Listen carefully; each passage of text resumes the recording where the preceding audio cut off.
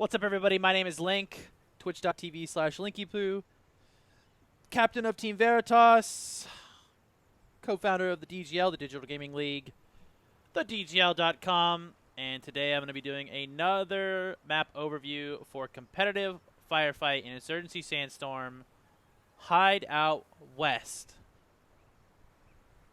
Alright, as usual, I'm just going to be going over the callouts first, and then I'll be going over common setups. So, starting from the security spawn.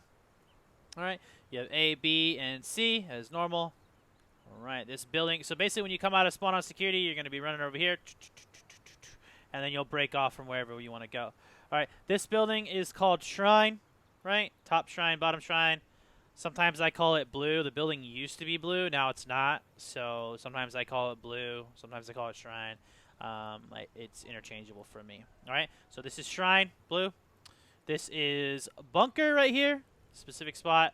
Okay. All right. Hold on. Let me just take care of something really good.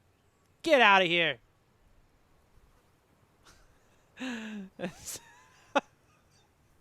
This is bunker.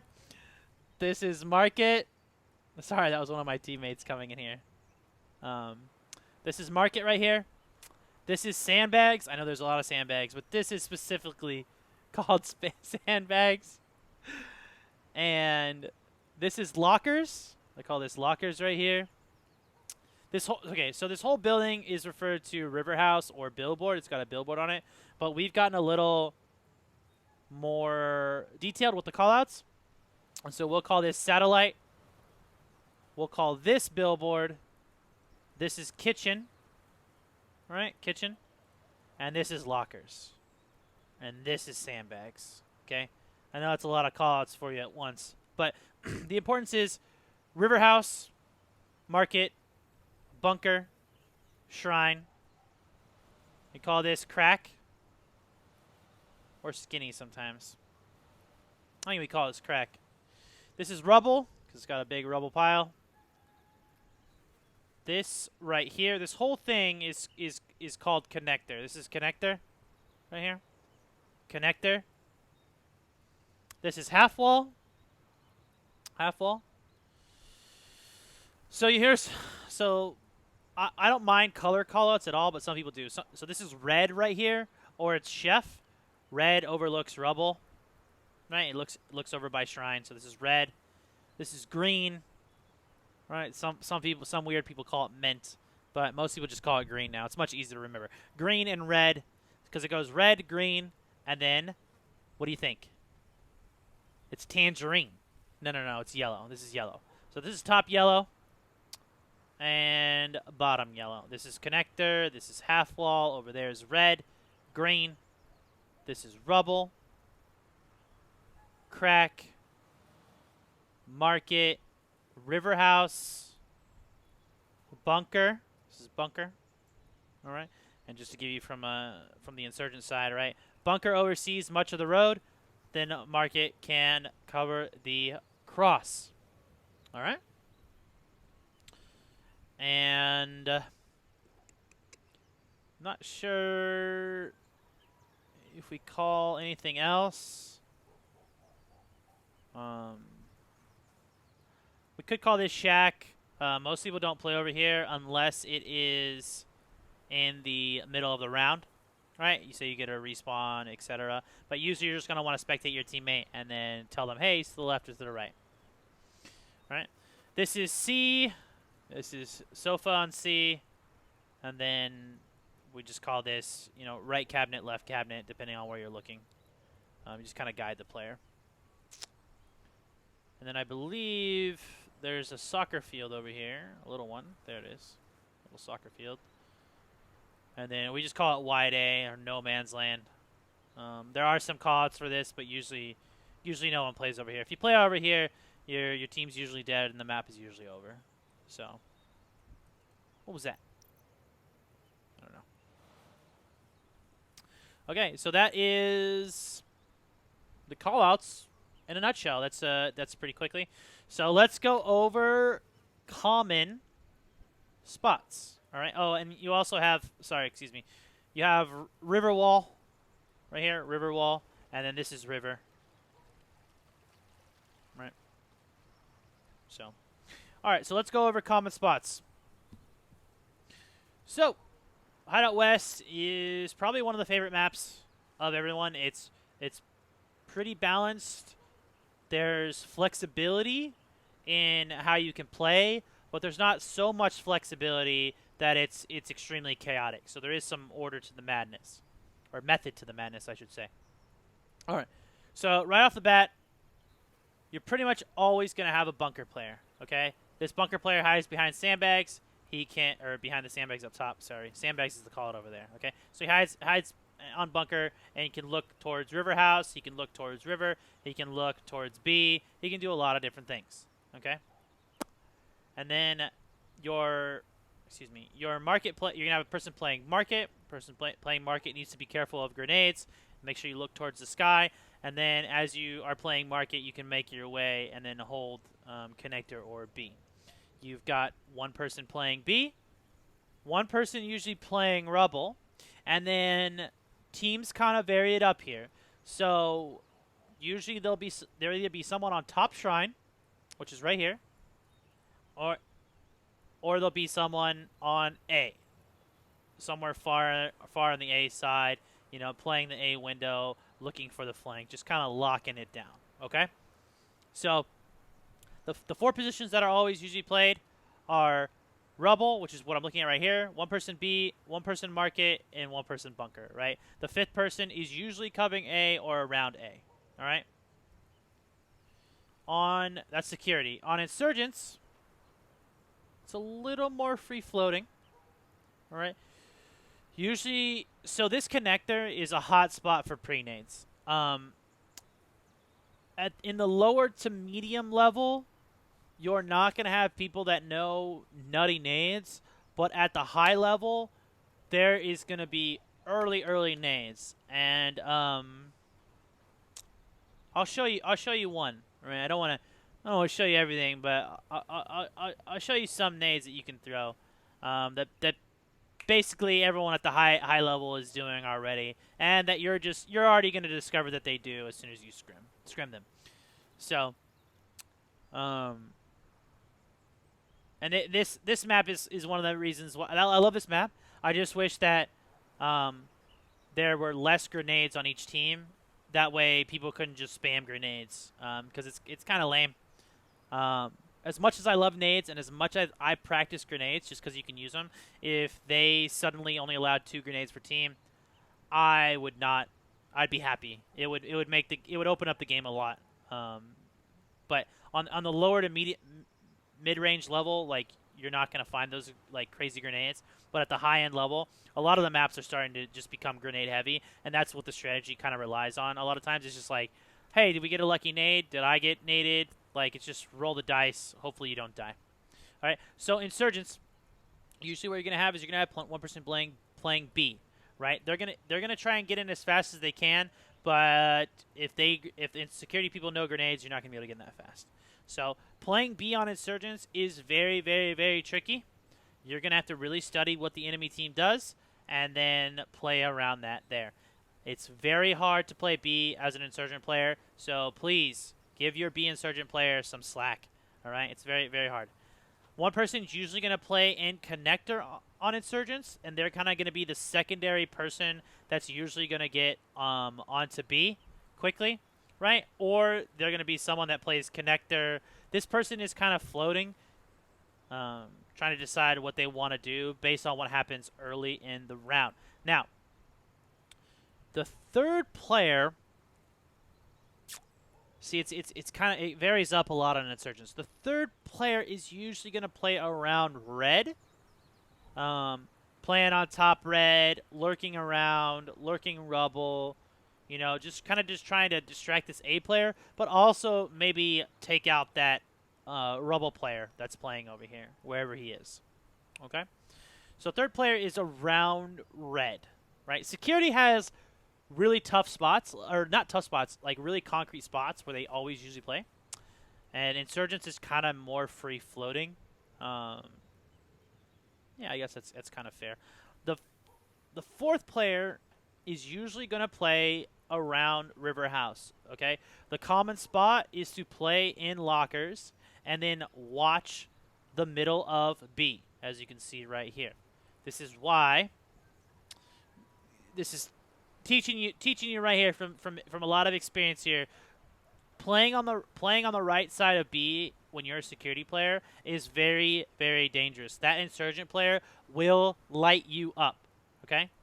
So just be very careful if you're on security that you do not overextend, because it's very common for someone to play on sandbags, okay, or lockers. So the fourth player is usually playing lockers, sandbag area, okay?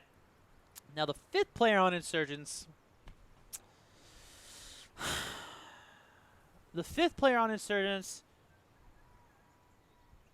I'm not going to say where they play. I'm saying where they could play. And it's basically going to be every spot. So the fifth player on Insurgents, he can try and run through market. He can come and play top billboard. He can jump through satellite, get in and try to play top satellite. He can play top yellow and look at shrine across the way. Sorry, my game is actually really bright. I changed my gamma based upon the map I'm playing. And when I play Ministry, I usually turn my gamma all the way up. Here we go. Is that too dark now? That looks really weird. I don't know. I can't. It just doesn't matter for this video. Anyways, top yellow, or the fifth player can come help on rubble or do a crazy push or something like that. So that's Insurgents. It's a little more, have a little more freedom right there. So one person plays B, one person plays connector, one person plays red, one person is going to play sandbag, and then the fifth player is kind of going to float and change it up. Okay? So that is the common spots for Hideout West. I am now going to kind of go into a little more detail and kind of show you guys some tactics, okay?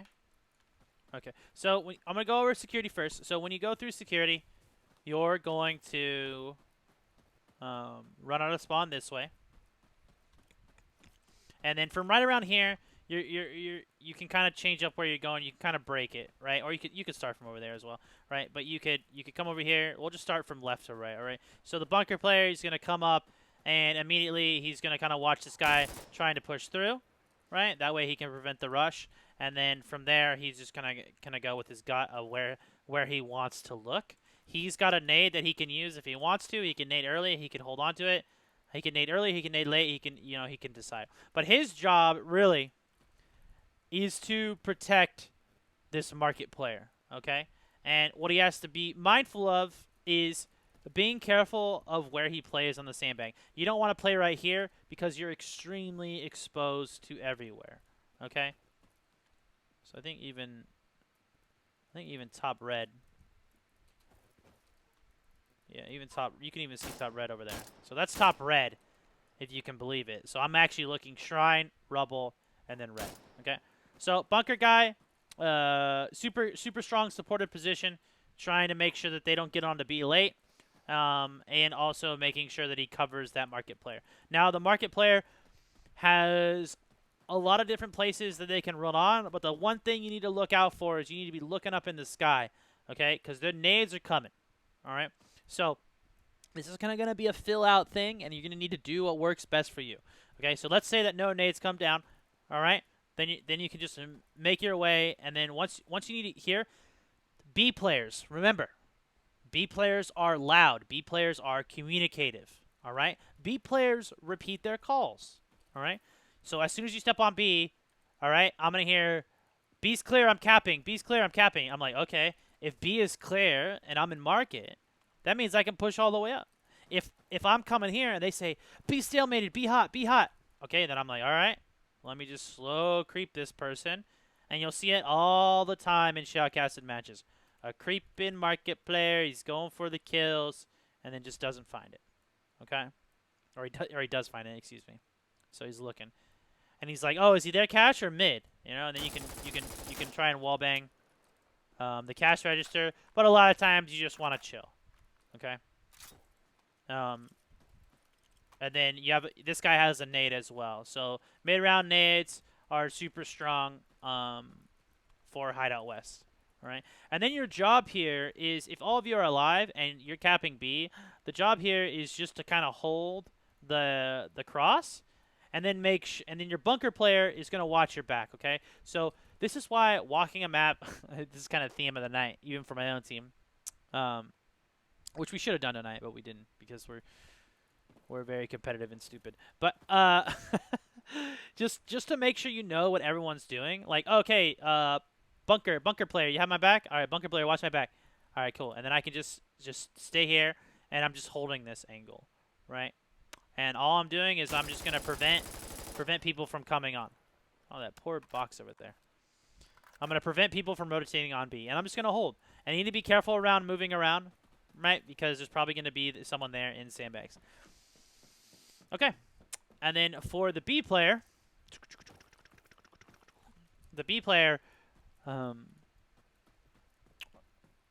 so you can go left, but you might get pre-nated. What I like to do is come through here and then go stay. So you see how I shifted to the right a little bit, right? When you come out, you want to shift to the right because what people are doing now is they're pre-firing you from right here, okay? So you shift to the right, run on at a different angle. I didn't have enough momentum, right? But let's just say I did have enough momentum. Come here, and then, oh, I still don't have enough momentum. Wow. Now, if B is clear, you know, you have options. You can push up to mid, or you can stay on your cash register, or you can prone porch, right? If B isn't clear, just be careful when you get on security. And you need to say that. B's hot, B's hot. You know, he's mid or their side B. Those are the calls you need, right? You need to be loud, and you need to call it for your teammates, okay? But, what was I going to say? All right. And then for Shrine,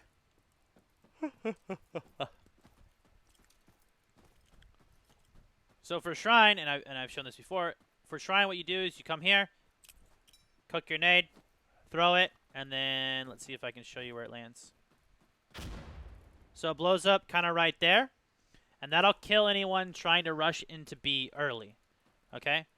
So that nade I just did is kind of the early nade. You can get a little bit farther. I just did it kind of quick there. So you can kind of throw your nade early and stop the Insurgent player getting onto B. Now, you kind of saw the route I did afterwards. I threw that, came here, jump crouched, failed. I don't know why. I need to practice jump crouching more, man. I'm so messed up. Then you can come here. Now, I hug this wall, and I don't play here. Because if I play here, I'm very exposed to red and to rubble. So what I'm going to do is I'm going to hang back, and I'm just going to chill here and watch. You can even go, if he's on top yellow, you can go prone and look right here. This is an extremely unfair fight. It's extremely in your favor. You know what's funny? My mag was empty, basically, but I saw all the bullets in my magazine. Huh. Okay, so the Shrine player is playing here, and basically he's playing support. If the B player goes down, you know, you can just jump off, get onto B or whatnot, right? So you got to make those calls very quickly, and you as a team have to decide, okay, who's going to be the second person on B when the B player goes down? All right? Now, what can happen from Shrine is the Shrine player can also watch A if he wants, and then you can also, yeah, the Shrine player can play over there. The Robo player, usually what Robo players are doing is they're sitting back, watching mid B, trying to get a pick onto sandbags if you want to, and then just kind of lurking around, trying to get a kill over in Rubble. Rubble just needs to be careful of red, right? Rubble's kind of hard to play because it's kind of random. Like, if you peek well and they peek well, you just don't know. Like, if you peek well and they peek bad, then you kill them, right? It's like, if you cross here and you're looking inside and he's there, he might think you're here and look over and you kill him, right? And it's vice versa. It's kind of like a crapshoot whether you're going to win or not. In terms of playing on A,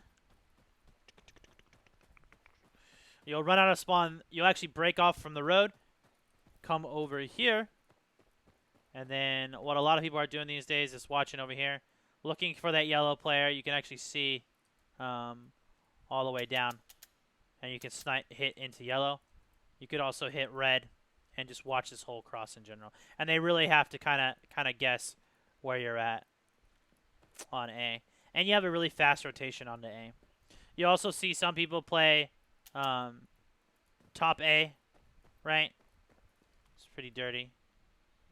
See red there, look yellow, and you can just kind of look around and from top A. So top A has a lot of advantage. The disadvantage of top A is if you lose all your teammates, you're going to need to jump off. You break your legs, and then you go from there. All right? So that's security. Let me just switch over to Insurgents.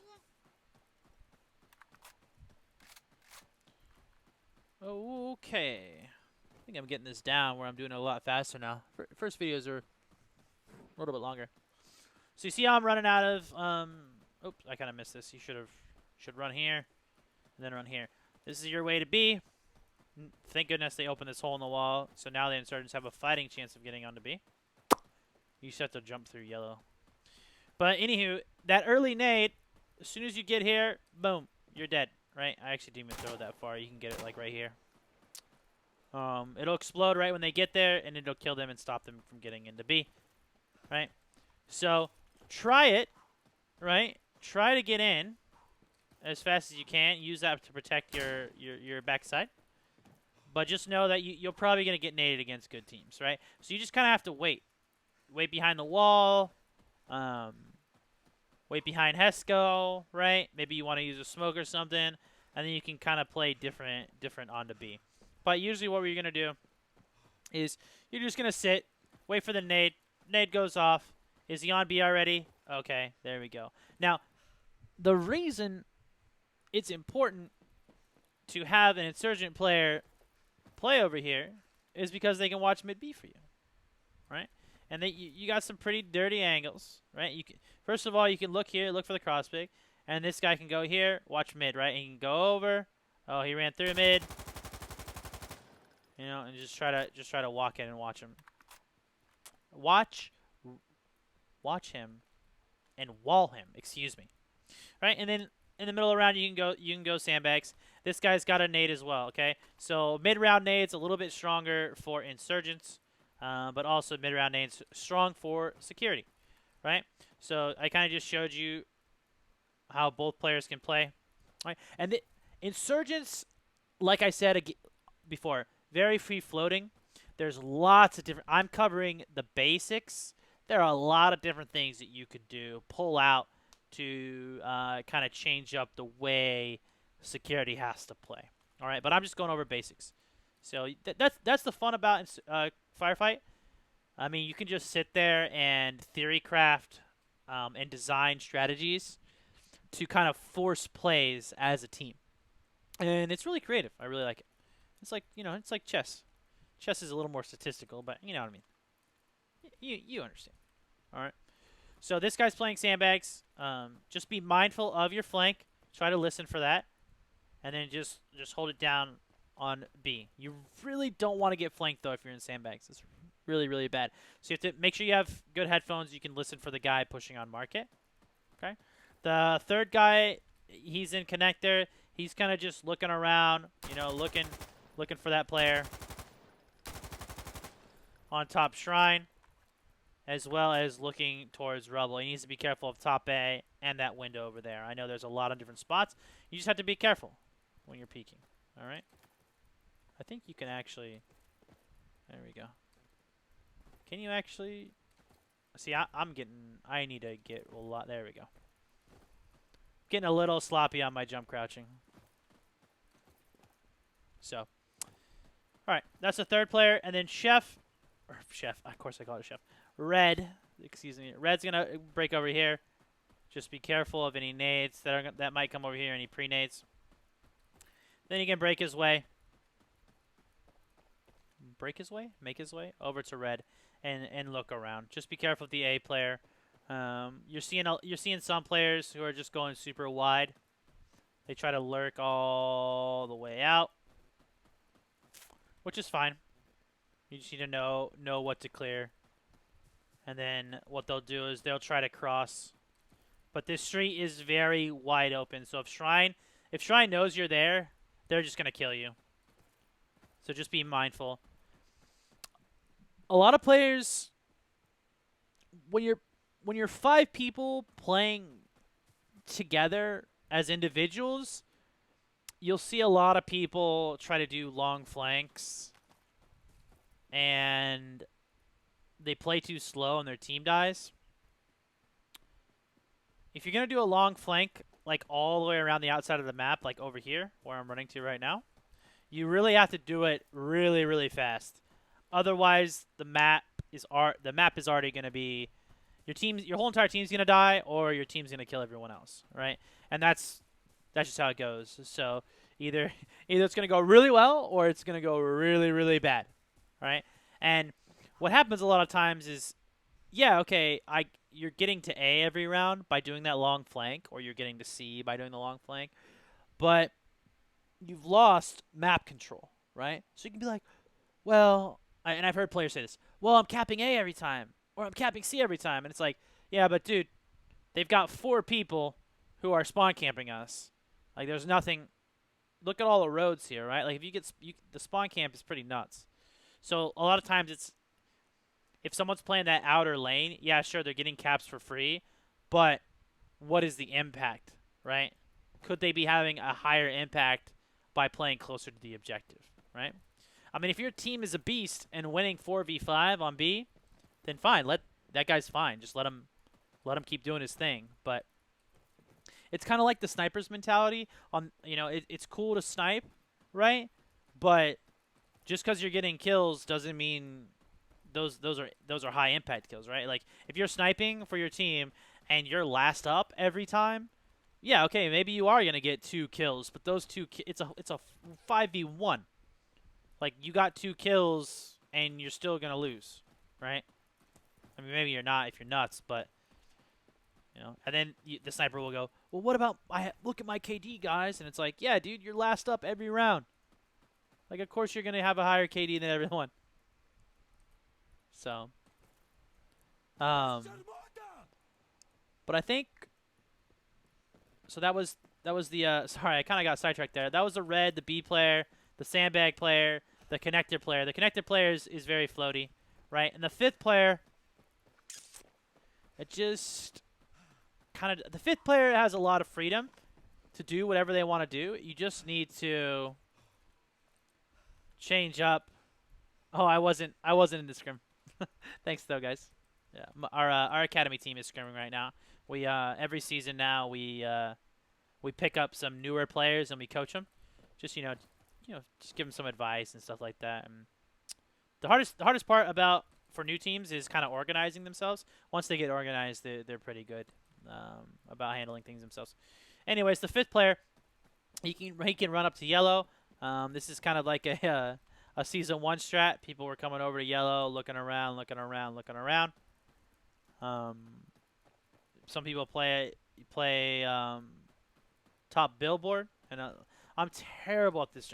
I just been saying it. You can go over top billboard, look for bunker. You basically, the 5th guy just keeps them guessing, right? That's the important. The 5th guy or gal keeps them guessing. I just fell down that twice. Is 3rd time gonna be charm? Yeah, I don't know. See, I should be comfortable enough to jump crouch that, but I feel like I'm going to fall over. There we go. Jump at that. Then come here. Shoot it. And then you got to take 1 step back. See, I can never do this. I don't know why. Yeah. Back up. Jump crouch. You can get in here. I can't because I'm a forehead. I'm a bot right now. So, I don't know. We're going to... All right, a couple more tries. You can get in here. Trust me. I'm just Garbaggio right now. Hey, and people were laughing at me earlier because I couldn't get in. I don't know what the secret is. I really need to. I don't play over here a lot, but as you can tell, and you never have to worry about me getting in here. I think it's, what am I hitting? There we go. There we go. That's the secret. It's this stupid glass right here. Okay. So you gotta go to the right. Okay. The secret is going to the right. Got it. Once you get up here, this is satellite. You can do a lot of things from here. Just be careful about the guy playing underneath you. Right? All right. And I think that's going to wrap up Hideout West map overview. Hopefully that helps. I've gotten some feedback. I know they're long, but I hope it helps people just kind of learn the common spots and where people play. Map is pre-nade heavy, so you know it's hard for those B players. So give your B players some slack. And yeah, I think that's it. My name is Link. You can follow me on twitch.tv/Linkypoo. Make sure to check out the Digital Gaming League, thedgl.com. We play pickup games daily at discord.thedgl.com. Thanks so much for watching, everyone. Take care. Peace out.